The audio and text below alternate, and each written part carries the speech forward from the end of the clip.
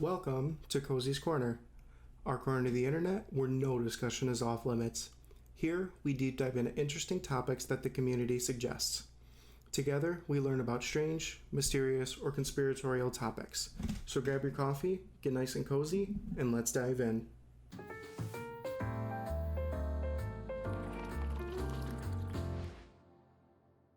Today, we're actually going to take a look at a recently closed case. The assassination of the Prime Minister of Sweden, something that actually went unsolved since February of 1986, 34 whole years. But we also have to ask, is this really solved or just buttoned up? Before moving forward, I wanted to remind everyone that if you enjoy this deep dive, please remember to give the video a like. It helps a lot with YouTube's algorithm. Comment what you liked about it, and if you loved it, please consider subscribing. Lastly, remember to join the conversation on the Discord channel linked below. Back to the story. The subject of today's video is Olof Palme. Born January 30th of 1927 and murdered February 28th of 1986. Olof was the Prime Minister of Sweden from October 14th, 1969 all the way till the day of his death. Olof was a very polarizing figure, both locally and in the international sphere. He was actually so polarizing because he opposed the two world superpowers at the time, the United States and the USSR. He actually even supported the decolonization of third world countries that the before mentioned superpowers were occupying. So yeah, you could say that he would have been unpopular with those two. Last thing you have to know about Olof, he hated the politician's life. He wanted nothing more than to live a normal life. He just wanted to be an average Joe. Now that we have a bit of background about who Olof was and what made him so controversial, let's go over what happened. That night, Palme's wife decided with their son to go to the movies, a spur-of-the-moment decision, just like a normal family would do. He didn't even know that they were going until around 5:30 p.m. that night. Even if he wanted to, he would have been unable to get a bodyguard for the event. He had already declined the service of one for the remainder of the night anyway. The couples, Olof and his wife, and their son and his girlfriend, decided to go see a movie at 10 p.m. The name of that movie translates to The Mozart Brothers. The husband and wife left around 8:30, walking to the cinema, Olof unaware that this would be the last time that he saw his home. Several witnesses saw the couple walking without any form of security and noted how odd that was. The rest of the walk to the movie, and the movie itself, was actually pretty uneventful. Delightfully normal, in fact, for Olof. Well, after the movies and some discussion, the two couples parted ways around 11:15 p.m. The Palmes left, heading back towards the subway station that would bring them home.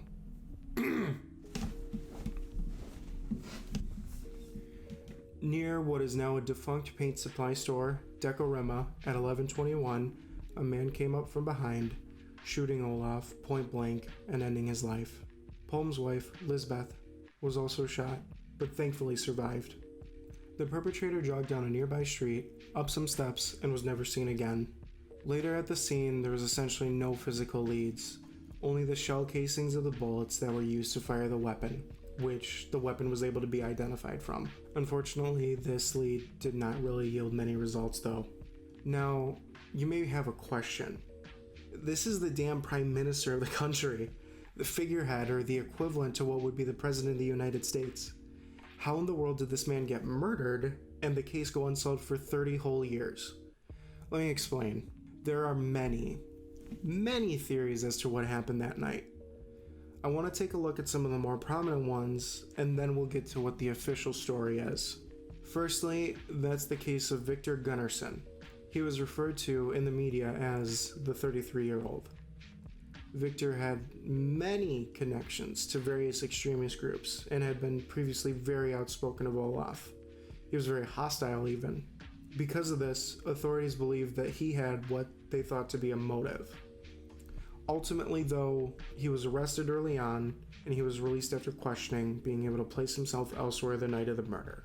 Second, Christer Peterson. 3 years after the murder, on December of 1988, he was arrested. This one, though, was very suspect and filled to the brim with foul play. And you'll see why. Christer was picked out by Lisbeth in a lineup. Miss Palme was coerced essentially into choosing him. The police constantly talked about how he looked like a criminal and like someone who would have committed the murder, and even saying that they knew he smelled of alcohol and was known to be a drug addict. To Lisbeth, who was someone who was supposed to be collecting from memory who murdered her husband, I'm sure that this didn't skew her picking of him at all. Regardless, he was actually tried and convicted, but later acquitted on 3 reasons. 1. Failure to produce a murder weapon. 2. A lack of motive. 3. As stated above, the obvious lack of legitimacy in the original lineup he was picked out of. Later on in the 90s, additional evidence surfaced that he actually did this, and that he did murder Olof. The confession, though, was not enough to retry him.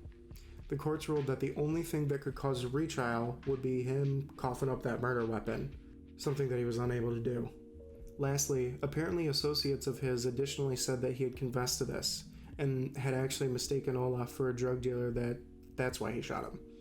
Later investigation of mine shows that actually this may not be a credible source though, and that the documentary that this last bit came from made up a crap load of evidence to be compelling enough to get views. Who knows though, maybe he actually did murder the right guy that night and had mistaken that he mistook the drug dealer for Olof and that he really did kill a drug dealer this whole time. A third theory here, called a South African connection. A little more backstory. Before we go into the actual accusations, 1 week before the murder, on February 21st of 1986, Palme made an address condemning the apartheid in South Africa. The apartheid, for those who are unfamiliar, was the South African rule against races that were non-white. Segregation, essentially. And with it, all the evil that comes along with it. Honestly, good on Olof for standing up against this. This theory purports that it was South African officials that killed him. In September of 96, Colonel Eugene Denock had publicly stated that he had evidence proving that he was murdered by South African officials for supporting anti-apartheid ideas.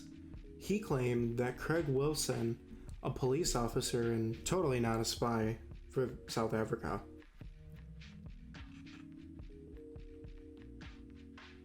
Denock claimed that Craig Wilson, a police officer and totally not a spy for South Africa, had executed him.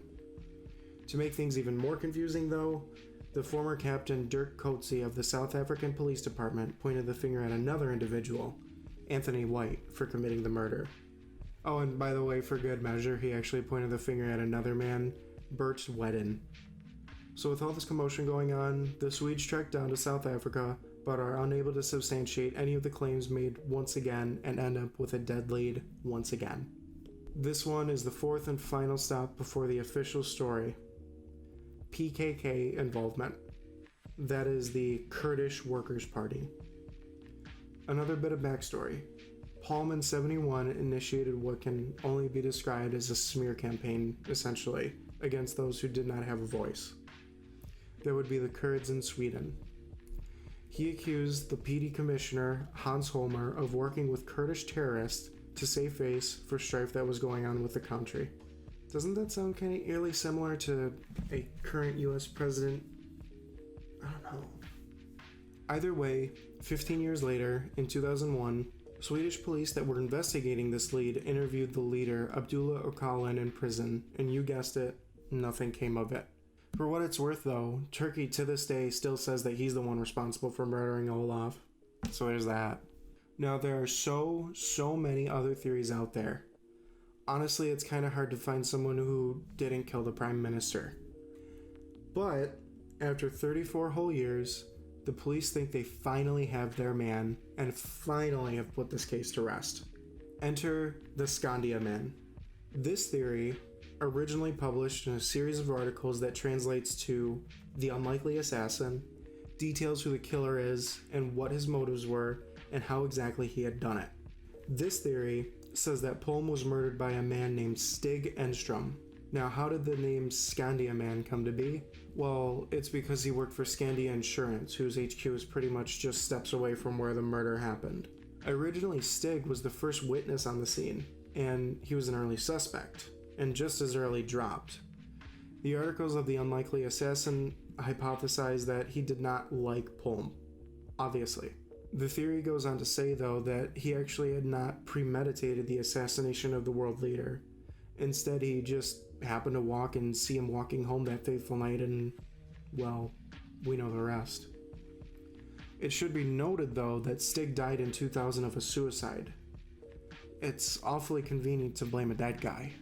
As far as evidence goes, apparently, according to the articles, a lot of evidence does point to it being him. Several witnesses, when giving descriptions of the killer, describe Stig scarily accurately. There are even individuals who, when questioned, can put Stig at the crime scene. In addition to this amounting of evidence, he also provided a fake alibi to police the time around and after the shooting. Police kind of chalk this off to him being an attention seeker and sweep that under the rug. Someone who wanted 15 minutes of fame, essentially. So you may be asking, how exactly would Stig have had a gun that night? Well, one of Stig's close friends was an avid gun collector and actually had a revolver of the same type that was used to kill Olof that night. That leaves us with the most recent revelation in this case. On June 10th, 2020, Stig, the Skandia man, has officially been labeled as the murderer of Olof Palme, and the investigation has been closed. Now let me tell you what I think. Honestly, based on the research that I've done, I genuinely don't believe that the police found their man. Like I said, it's just awfully convenient. No longer needing to investigate, send resources, or honestly even just live with the embarrassment that you don't know who killed your prime minister 30 years after the incident. When interviewed, the Swedish police chief prosecutor had this to say: "As the person is deceased, I cannot bring charges against him and have decided to discontinue this investigation. In my opinion, Stig Engström is the prime suspect. After 34 years, seriously doubts that any further investigation will provide any new details, and therefore we have come as far as one could expect."